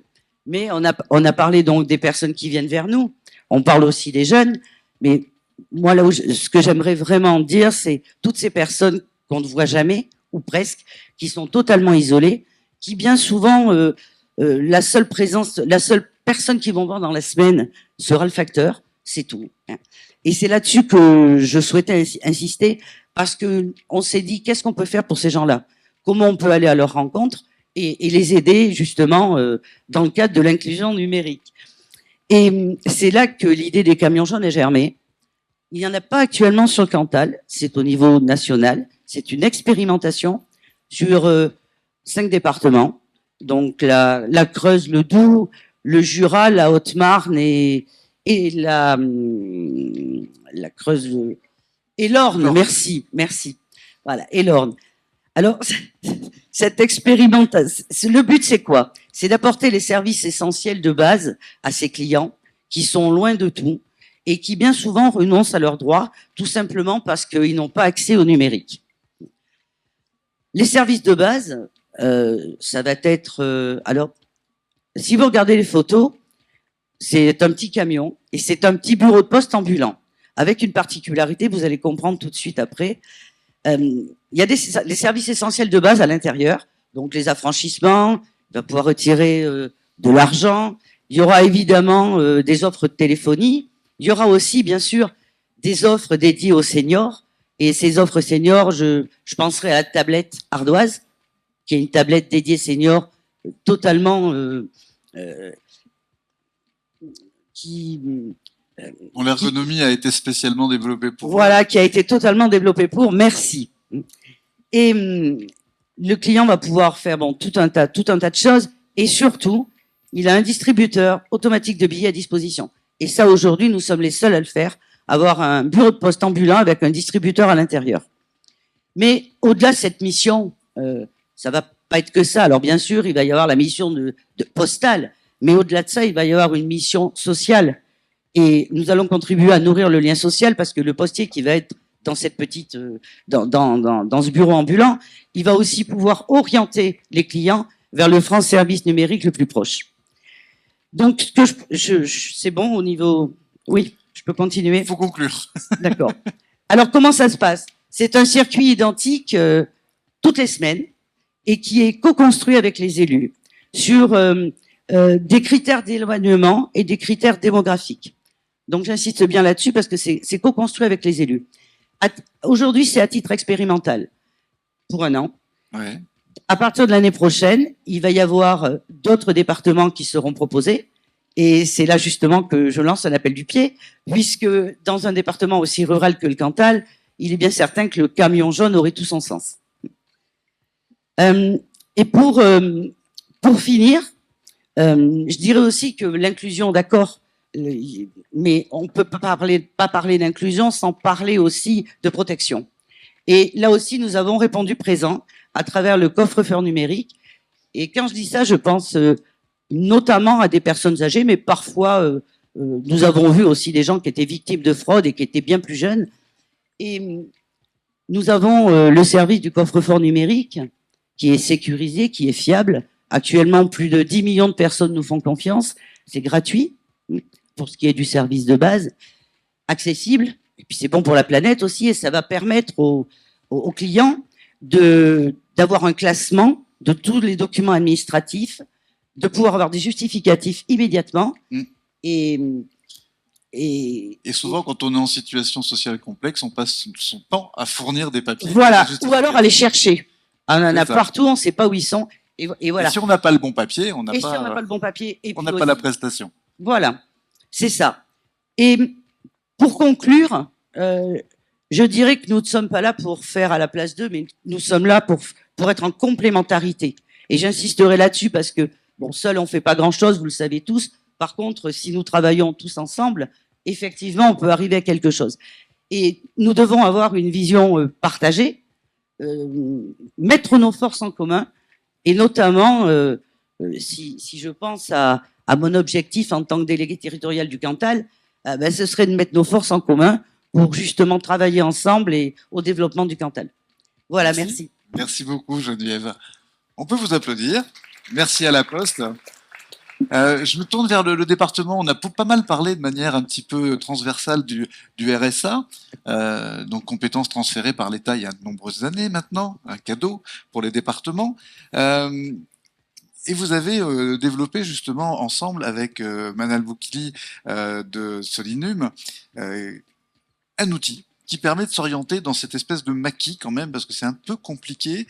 Racontez-nous comment, enfin, le diagnostic de départ et puis comment vous mettez ça en place et comment ça marche. Oui, bonjour à toutes et tous. Donc le pôle de la solidarité du conseil départemental du Cantal regroupe 250 agents. Agents d'accueil, travailleurs sociaux et médico-sociaux, qui œuvrent au quotidien et vraiment sur le terrain, au plus proche des Cantaliens, puisque souvent jusqu'à leur domicile, pour les accompagner et pour les aider notamment à recourir à leurs droits.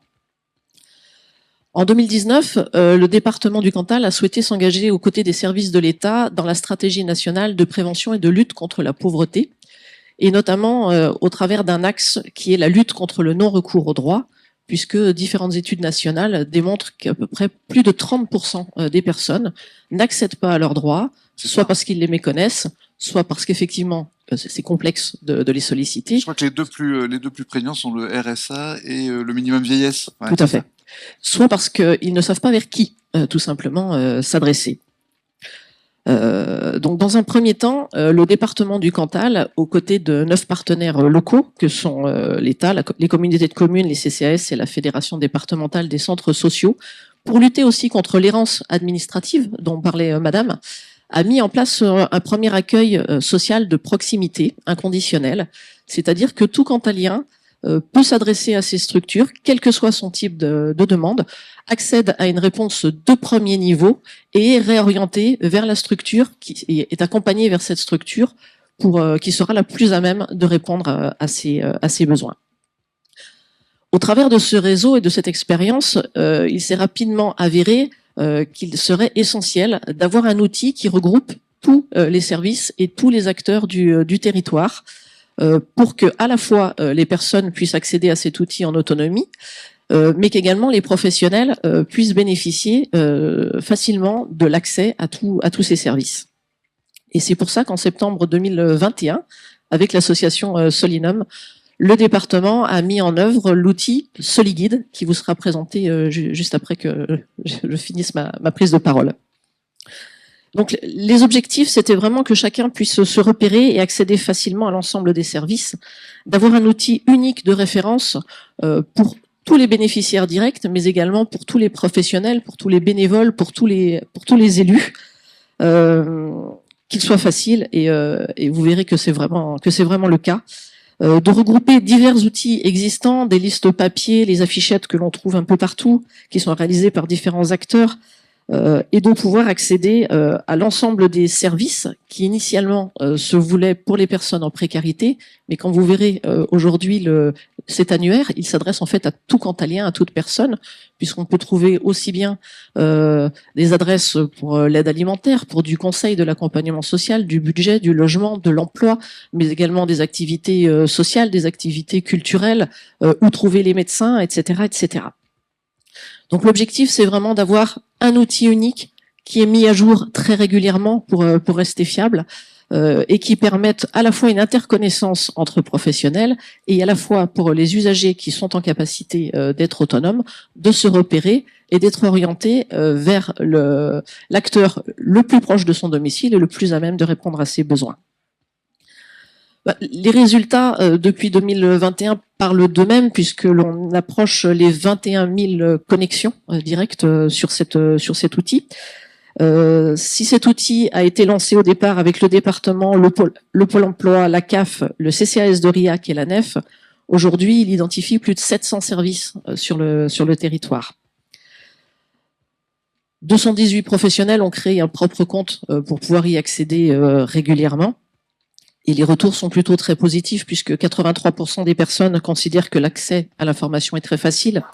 70% déclarent avoir découvert de nouveaux services, donc ça sert aussi à l'interconnaissance. 78% estiment que cela a amélioré la connaissance des services des autres acteurs, que les orientations sont plus faciles et plus aisées et que ça permet de cibler des services au plus proche du domicile des bénéficiaires et que les orientations sont pertinentes. L'intérêt, c'est vraiment de pouvoir articuler la présence encore des services sur les territoires parce qu'effectivement, l'humain est quand même le meilleur contact et le premier contact à avoir, avec la possibilité pour les personnes qui sont en autonomie numérique de pouvoir accéder directement à ces informations.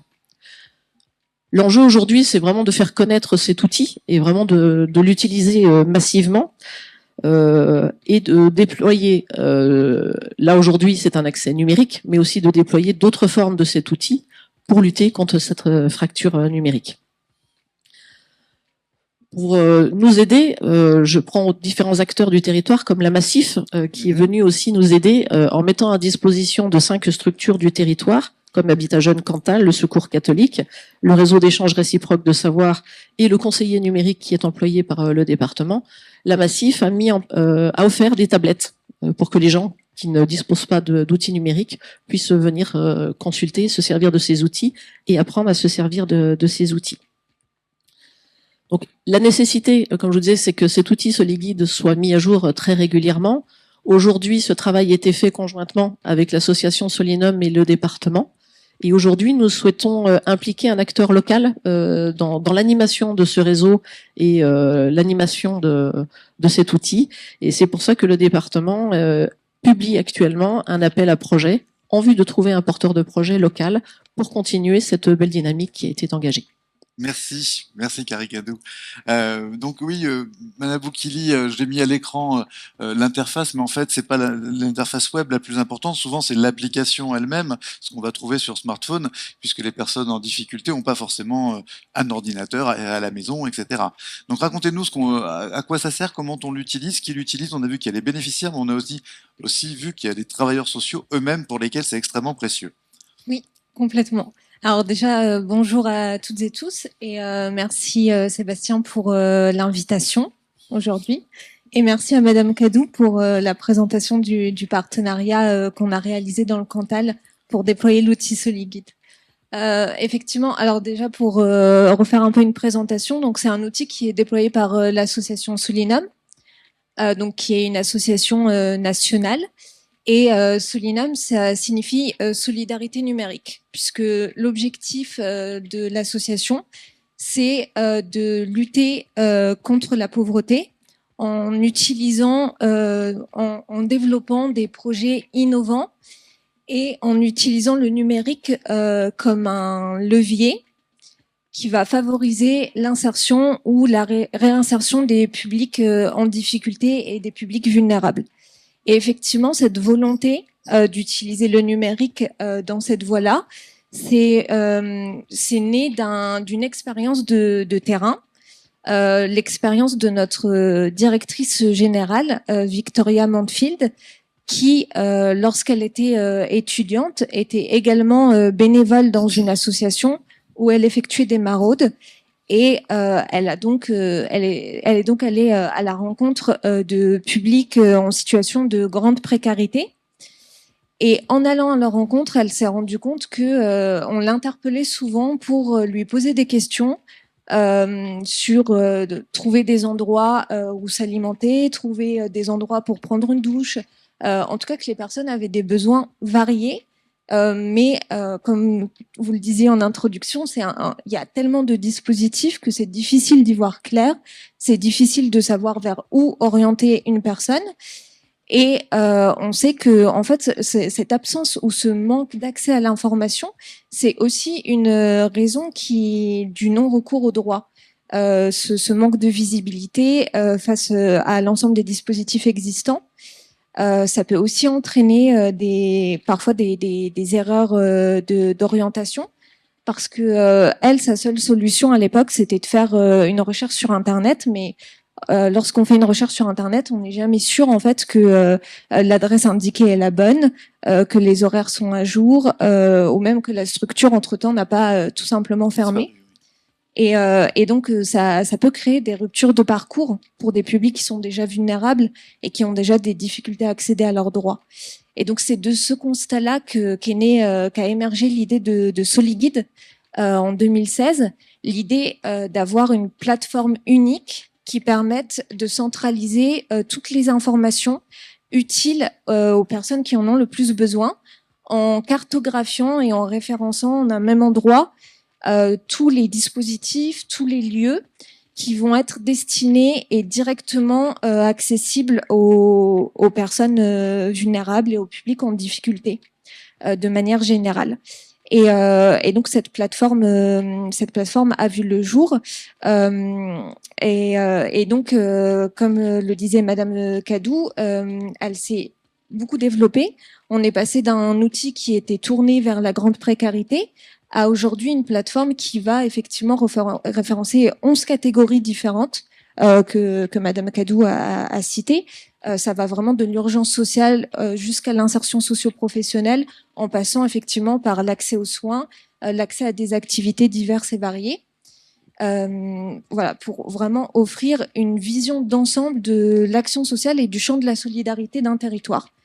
Une base de données qui va être aussi mise à jour très régulièrement, 2 fois par an, pour s'assurer que sur Soliguide, on ne garde aucune information qui date de plus de 6 mois, puisqu'on va avoir un système de mise hors ligne automatique. Donc, si les structures ou si l'information n'est pas vérifiée, ça sort du champ des recherches. Pour justement garder cette fiabilité qui est très importante et qui permet d'éviter de mauvaises orientations. Et effectivement, l'objectif, c'est que l'information soit accessible au plus grand nombre de personnes.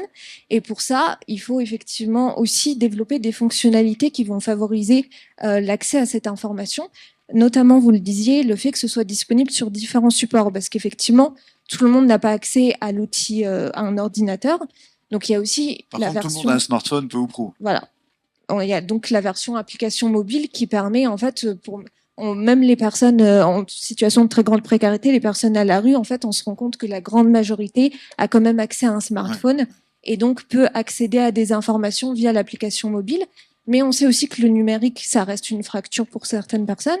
Et donc, il y a aussi une version papier disponible dans certains lieux. Disponible et qui nous permet justement, lors des mises à jour, d'actualiser ces fiches papier en mettant les structures qui vont rester à jour pendant l'été, pendant l'hiver, et en les distribuant à nos partenaires sur les territoires pour qu'ils puissent eux-mêmes les relayer auprès des bénéficiaires qu'ils rencontrent ou qu'ils accompagnent.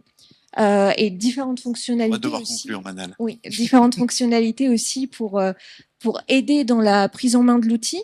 Donc, à la fois une traduction en plusieurs langues, puisqu'on sait qu'il y a aussi la rupture de la langue parfois.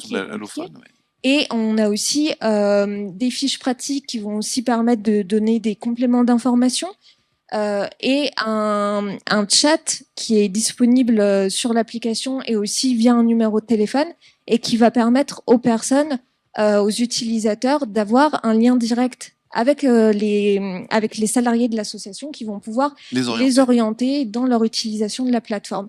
Et je tiens aussi à dire que c'est un outil qui est co-construit avec les partenaires du territoire et avec les différentes parties prenantes. Donc, on a l'exemple du Cantal où on a vraiment déployé avec le département, mais sur l'ensemble des territoires, l'outil est porté par une équipe, donc soit de salariés de l'association, soit parfois d'acteurs locaux comme les départements qui portent l'outil, puisque cette présence sur les territoires permet aussi d'accompagner la prise en main de l'outil auprès des bénéficiaires et des acteurs qui les accompagnent, ces bénéficiaires. Merci. Merci beaucoup, Madame Boukili. On vous applaudit pour cette initiative conjointe. Combien de départements aujourd'hui disposent de Soliguide? Alors, à l'heure actuelle, on a 34 départements qui ont une antenne Soliguide. 34 départements qui ont une antenne Soliguide. Et en plus de ça, on est en train de déployer une cartographie de l'aide alimentaire qui a vocation à couvrir tout le territoire français. Et on commence même l'internationalisation. Formidable. Merci. Merci beaucoup. Olivier Dondin, vous êtes délégué régional Auvergne d'Orange. À côté de vous, Cyril Franzenegger, délégué régional Altis France SFR. Les opérateurs commerciaux, on disait hier, les grands fournisseurs d'accès Internet que vous êtes se sont mobilisés depuis un certain nombre d'années autour des questions d'inclusion numérique. Et j'ai en tête côté SFR les actions avec Emmaüs Connect, on y reviendra tout de suite, mais aussi côté Orange, Olivier, les ateliers Orange et l'action de la Fondation Orange. Est-ce qu'on peut en savoir un petit peu plus ? Et il y a même l'offre coup de pouce, je vais y venir. Donc oui, Orange est engagé en matière d'inclusion, bien sûr par le déploiement des réseaux fixes et mobiles, on en a parlé beaucoup hier, sur fonds propres ou en cofinancement avec les collectivités locales. Ça, c'est indispensable, mais c'est clairement pas suffisant. Il faut accompagner aussi les usages, et il faut accompagner les usages d'un côté, et aussi il faut baisser les frontières aussi d'exclusion financière. Donc je vais y venir. Et outre les actions que je vais vous présenter, moi je voulais insister, Madame Aubert en a parlé dans sa conclusion, sur le véritable enjeu qu'on a tous, nous, à être réunis ici sur ce plateau. Et donc merci d'ailleurs Sébastien de le faire. Merci à France Numérique aussi de nous réunir, France Numérique Ensemble, de nous réunir et de nous réunir dans le Cantal demain après-midi, parce que le véritable enjeu, c'est la complémentarité, que ce soit les propositions publiques, associatives ou privées comme les nôtres. Et si on le fait pas tous ensemble, on va travailler chacun de notre côté avec nos publics, avec nos moyens de communiquer, et en fait, on n'aura pas l'impact qui est nécessaire, parce que la fracture, elle est forte. Donc nous, on a beaucoup de collaborations. Je vais essayer de les illustrer par mes 3 exemples. On a des collaborations avec la NCT, Julien en a parlé, avec Mednum, avec Pix, et je vais aborder tout de suite notre premier axe. Donc c'est l'offre coup de pouce. Audrey en parlait hier. On a une offre sociale sur la téléphonie fixe que l'on prolonge. Et on a créé il y a 4 ans, juste pendant le Covid, l'offre coup de pouce. L'offre coup de pouce, c'est pas une offre low cost. C'est vraiment une offre premium d'Orange, donc qui sont en général entre 30 et 40 euros, mais qu'on a positionné volontairement donc à 15,99 €, sans engagement, sans frais de résiliation. On accède à tous les services Internet, téléphone et télévision. On souscrit en boutique ou en service client, et donc les personnes éligibles à cette offre sont les personnes qui ont un quotient familial de moins de 700 €, MSA ou CAF, et aussi les personnes âgées bénéficiaires donc de l'ASPA. Quand ils souscrivent à cette offre, ils ont aussi l'accès à l'achat d'un ordinateur portable, qui sont les ordinateurs des salariés de nous, Orange, qui au bout de quelques années sont reconditionnés, remis à neuf, garantie 1 an, 169 €. Donc un accès là financier à un objet et pas que à l'abonnement. 169 € payable en 4 fois sans frais. Ça, c'est organisé d'ailleurs par notre partenaire AFB, qui est à 70% un personnel en situation de handicap. Donc ça, c'est pour la partie d'accès financier.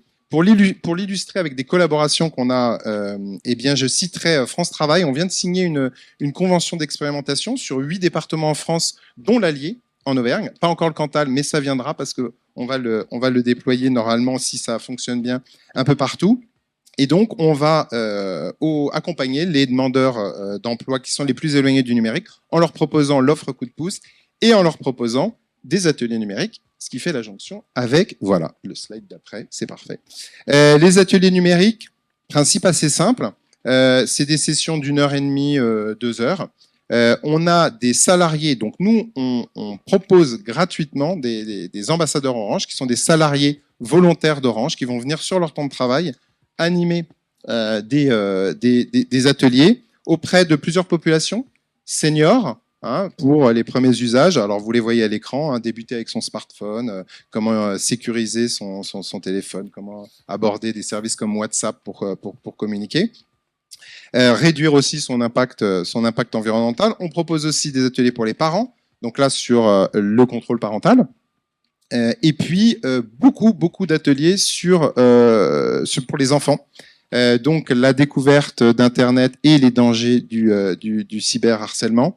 Et puis aussi pour les ados ou lycéens, des ateliers sur le discernement et donc comment détecter des fake news. Donc c'est gratuit pour tout le monde, c'est ouvert à tous, même des clients de SFR ou d'autres opérateurs. Nous, on propose les ambassadeurs, la collectivité alors là, franchement, venez nous voir après. On est là avec Christophe Lano, qui est le coordinateur des ateliers numériques. Venez nous voir, une petite mairie, on peut organiser ça, une Comcom, une grande mairie, quelle que soit l'association aussi, on est là pour vous aider. Et donc, la collectivité va proposer une salle, mettre à disposition une salle et va communiquer sur l'événement pour pouvoir après faire venir donc ces bénéficiaires. On en a fait plus de 220 000, on a plus de 220 000 accompagnés sur 2023. En Auvergne, c'est plus de 300 personnes qui ont été accompagnées, enfants, seniors, parents, sur l'année 2023. Et on en a fait autant sur les 6 premiers mois de 2024. Donc en gros, c'est exponentiel. Donc n'hésitez pas, on a des ambassadeurs qui sont prêts à passer du temps. Voilà. Et alors pour l'anecdote des collaborations, France Numérique Ensemble, donc j'en parlais, dans le Cantal, on a fait une première réunion au début d'année. À la fin de la réunion, comme moi j'en avais parlé, on a lancé une coopération avec les Granges, avec Dominique Bru, donc à Vic-sur-Serre. Un mois après, on se voyait. 2 mois après, on avait signé une convention. Et là, on a des ateliers qui se sont déroulés et qui continuent à se dérouler jusqu'à la fin de l'année. Pareil pour Arpajon, on va lancer en plus un nouveau format parce que quand on confronte nos idées, on se lance dans des nouvelles choses. On va faire un espèce de speed dating des ateliers qu'on va faire dans le 2e semestre avec le centre social et culturel. Et je citerai parce que Issoire, c'est un tout petit peu plus loin, mais dans le Puy-de-Dôme, on a fait, puis je vois Michel et je vois un autre coordinateur numérique. À Issoire, on a fait la totale, c'est-à-dire qu'on avait fait des ateliers pour les seniors qui avaient très très bien fonctionné. Ensuite, on s'est dit, avec l'agglo Pays d'Issoire, pourquoi on ne s'occuperait pas aussi des jeunes dans le même esprit. Donc, à la Toussaint, en 2023, on a, pendant une semaine, avec la gendarmerie, donc là encore, on travaille avec d'autres acteurs. On s'est occupé les matins du centre scolaire, du centre de vacances. Et donc, les enfants faisaient un jeu avec les gendarmes, avec les petites cartes. Nous, c'était Christophe d'ailleurs qui animait Les Magiciens du numérique. C'est un escape game sur le cyberharcèlement pour les 7-11 ans. Ça a super bien marché. À la fin de la semaine, on avait les parents de ces enfants qui sont venus pour avoir une sensibilisation, l'atelier sur la protection des enfants et donc les contrôles parentaux. Donc voilà, dernière chose sur ces ateliers, on va lancer une expérimentation, là encore, dans l'Allier pour, avec les conseillers numériques, leur communiquer, enfin les former avec nos modules pour qu'ils puissent aussi avoir de la matière pour dispenser des ateliers qui seront les ateliers que vous avez vus tout à l'heure. Ah oui, parce qu'on me presse sur le temps, je crois, Sébastien. Donc voilà, des coopérations. Dernier point, la Fondation Orange. Donc c'est la Fondation du numérique solidaire. En plus de l'autisme et de la musique, qui sont les thèmes historiques, depuis une dizaine d'années, 12-13 ans même, on travaille donc grâce à des appels à projets destinés à des associations, à travailler sur des Fab Labs solidaires, sur des tiers-lieux solidaires. Je profite pour vous dire que le prochain appel à projet, il sort le 2 septembre. Il s'appelle Apprendre autrement. Il est dédié à des Fab Labs, à des tiers-lieux, à des écoles de la deuxième sens, à des MJC. Il est destiné à des associations qui s'occupent d'enfants de 13 ans et plus pour développer des compétences numériques. Donc voilà, moi je suis disponible. Christophe est là aussi pour les ateliers.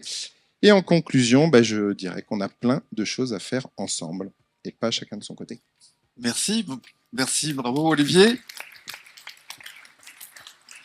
On prolonge dans l'effort des grands opérateurs de l'Internet avec Cyril Franzenegger. Oui, Emmaüs Connect, la relation avec Emmaüs Connect, ça date de quand déjà?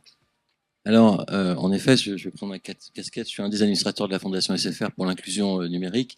Et donc, le cri d'alarme d'Isabelle Dorès de tout à l'heure, on l'a entendu il y a plus de 10 ans. Dans le cadre d'un mécénat de compétences, on avait des collaborateurs qui étaient bénévoles dans des bric-à-brac d'Emmaüs et qui nous ont fait remonter ce que vous avez dit, madame, exactement. Et donc, petit à petit, la grande précarité numérique est devenue l'ADN de la Fondation. Et en effet, un de nos premiers partenaires, on a été membre fondateur d'Emmaüs Connect. Et donc, il y a plus de 10 ans, puisqu'on a fêté à Paris ces 10 ans.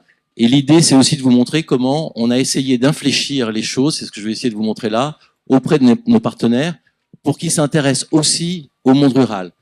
Parce qu'il y a tout de même un élément important, le monde urbain, qui est plus concentré, etc., a des initiatives plus souvent évidentes. Et donc, ces partenaires, je vais vous en parler de quelques-uns, on les a orientés à soutenir aussi le monde rural. Et aujourd'hui, on a quelques beaux exemples dans le monde rural. Et donc, j'ai aussi voulu prendre cette casquette auprès de nos partenaires. Donc, Emmaüs Connect, c'était il y a 10 ans.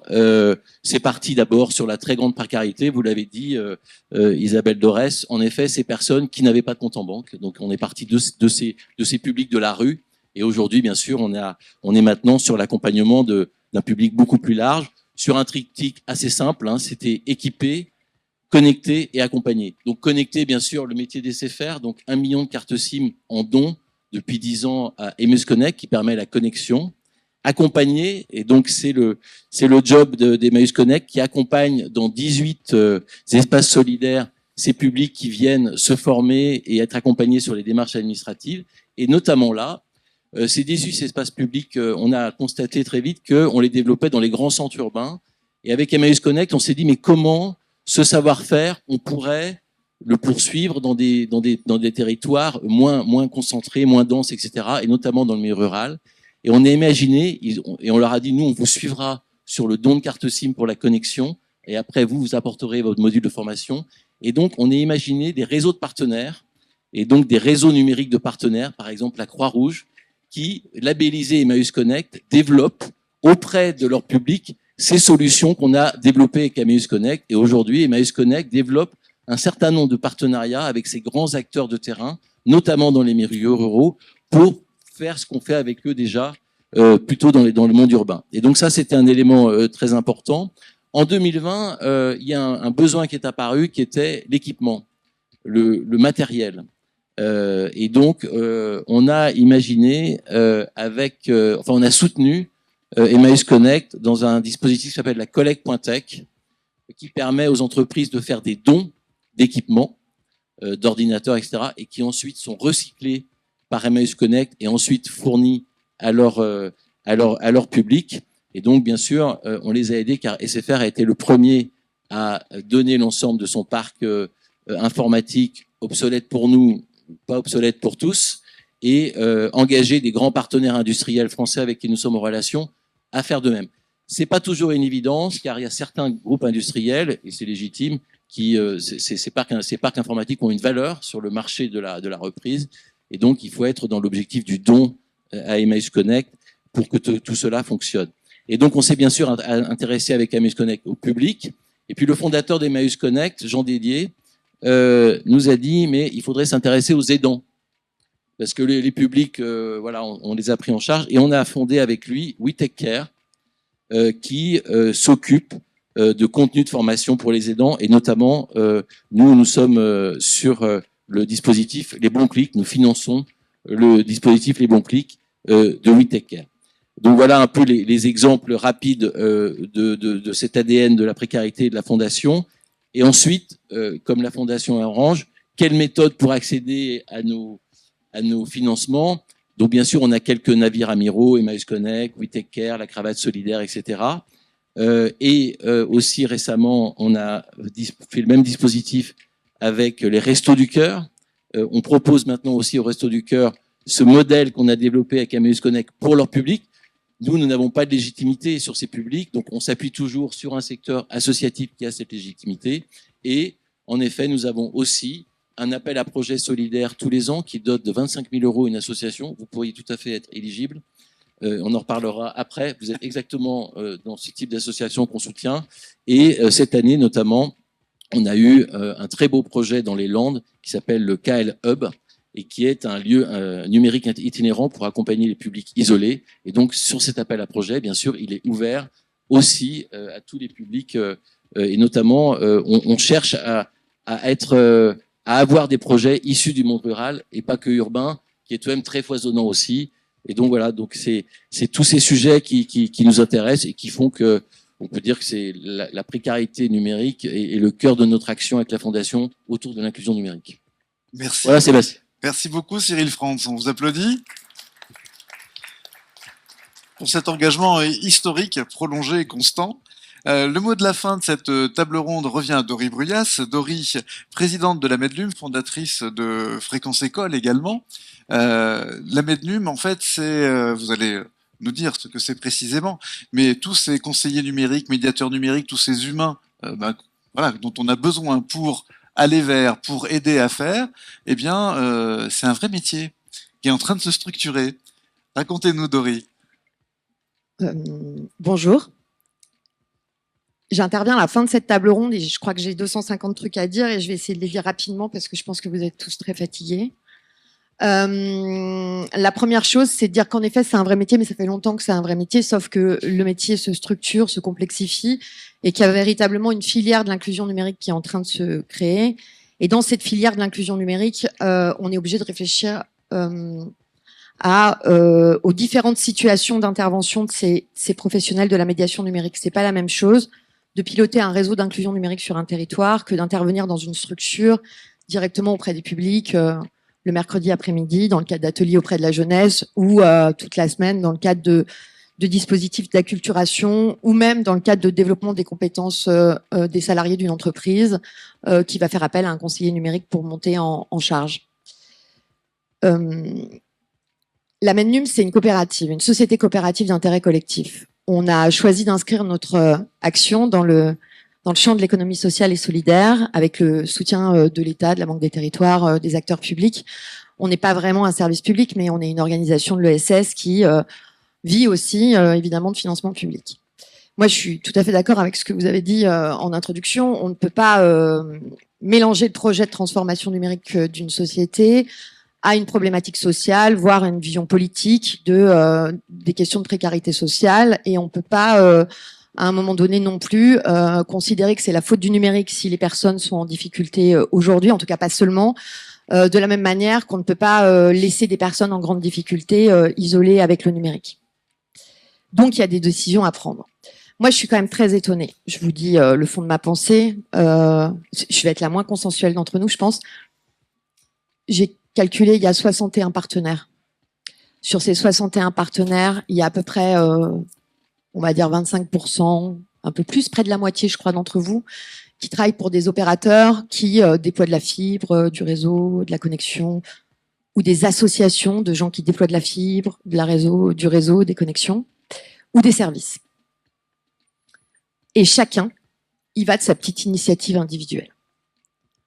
À un moment donné, c'est comme si, parce que le sujet était devenu, je ne sais pas pourquoi, d'ailleurs je m'interroge beaucoup sur le sujet, pourquoi tout d'un coup l'inclusion numérique est devenue un sujet.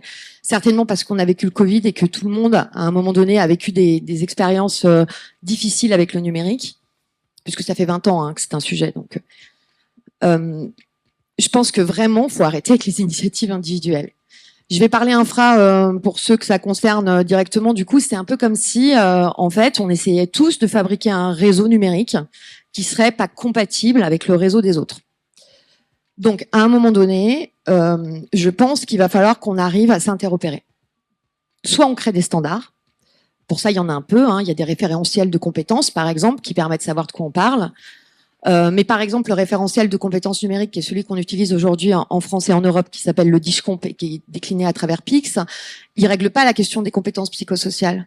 Il règle pas la question de la confiance. Il règle pas la question de la peur que peuvent ressentir, par exemple, des usagers avec les services numériques, voire de la défiance qu'ils peuvent avoir souvent, parfois, quand ils ont été victimes de beaucoup de discrimination dans leur parcours de vie. Donc, il faut qu'on se mette d'accord sur des référentiels d'action partagés. En gros, il faut qu'on fabrique des communs. C'est quelque chose qu'on essaye beaucoup de défendre. C'est une idée assez forte, hein, qui consiste à dire arrêtons de faire de l'ingénierie systématique parce que chaque fois, c'est de l'énergie qui est mise pour réinventer la roue. Bon, on peut réinventer la roue, hein, peut-être qu'il y a des nouvelles roues qu'on peut créer, etc. Mais est-ce qu'on pourrait pas se mettre d'accord, en tout cas, sur ce qu'est une roue et à minima travailler les améliorations des roues collectivement. Et la Mannum aujourd'hui, c'est 140 sociétaires en France. Je dis pas vous êtes forcés de rejoindre la Mannum. Je dis comment est-ce qu'on arrive à un moment donné à construire une politique publique et privée finalement efficace à l'échelle d'un territoire qui est le territoire national, voire à l'échelle du territoire européen d'ailleurs, pour essayer de développer réellement les compétences numériques. Et attention, des enfants, des adolescents, des adultes et tout au long de la vie. Ça veut dire qu'en fait, on parle de la question de l'enfance, on parle de la question de l'adolescence, on parle de la question de la parentalité, on parle de la question des personnes des personnes actives, des personnes en recherche d'emploi, puis des retraités, etc. On parle de toute une population et il va falloir qu'on s'organise. Et aujourd'hui, on a créé un effet millefeuille qu'on connaît aussi dans les infras, qui fait qu'on a un petit peu un problème d'optimisation de l'effort et d'éparpillement de l'effort. Donc, je nous invite collectivement à peut-être prendre le temps, et donc merci à Ruralytic de pouvoir rassembler l'intégralité de ces acteurs, à prendre le temps de se rassembler pour travailler ensemble pour de vrai. Hein, c'est ce que disait le délégué régional d'Orange. Travailler ensemble, oui, mais dans des logiques d'interopérabilité. Et il se trouve qu'on a une feuille de route numérique ensemble qui existe, qui permet de s'appuyer sur une stratégie de politique publique. Mais par ailleurs, aujourd'hui, on milite, par exemple, pour la création d'une sorte de fonds de dotation pour qu'en fait, on mette les moyens collectifs ensemble. Parce que sinon, il y a énormément d'initiatives qui s'ajoutent et qui finalement multiplient, je le redis, hein, l'ingénierie sans pour autant toucher les publics qui en ont le plus besoin. Et puis évidemment, quand même, une dernière chose. 65% des personnes vivent très bien la transformation numérique en cours. Enfin, vivent très bien. En tout cas, s'en saisissent. Et sur les personnes qui disent mal s'en saisir, évidemment, il y a des personnes en grande difficulté sociale. Et il ne faut pas confondre le symptôme et la cause de la maladie, évidemment. Le sujet, c'est aussi la lutte contre la pauvreté. Le sujet, c'est aussi la mise en œuvre de politiques sociales qui soient claires et qui soient aussi qui arrêtent de se démultiplier. Et de la même manière, quand on réalise des services numériques, on est censé simplifier des choses. On a vécu toute une période de la dématérialisation où on n'a rien simplifié du tout. On a complexifié pour certains les choses, où on a calqué des situations administratives un peu ubuesques en numérique. Le numérique, c'est un prétexte aussi à réinventer peut-être, en tout cas, il faut le vivre comme ça, hein, la manière dont on peut penser, et on l'a fait pour les impôts, par exemple, hein, avec le prélèvement à la source, la manière dont on interagit avec le service public. Et par exemple, le RSA pourrait être délivré de manière automatique sans qu'il y ait besoin de monter un dossier, parce qu'aujourd'hui, grâce à, pour partie en tout cas, à la transformation numérique de l'État, on a les données qui permettent quand même d'améliorer aussi la performance de nos politiques publiques. Donc j'ai dit beaucoup de choses, j'ai pas vraiment répondu à la question, mais pour dire que le réseau des conseillers numériques en tout cas et des acteurs de la médiation numérique se structure pour de vrai et depuis maintenant plusieurs années. Et qu'on est vraiment en train d'essayer de créer des standards, des communs, enfin, je veux dire, j'entends par exemple des projets de cartographie. Oui, on travaille avec la NCT sur des projets de cartographie qui sont des solutions ouvertes et partagées. Faisons preuve, enfin, essayons de nous harmoniser, essayons pour le coup de faire vraiment ensemble, et peut-être mutualisons les moyens de manière à pouvoir finalement être un tout petit peu plus stratégique à l'échelle nationale sur la manière dont on intervient.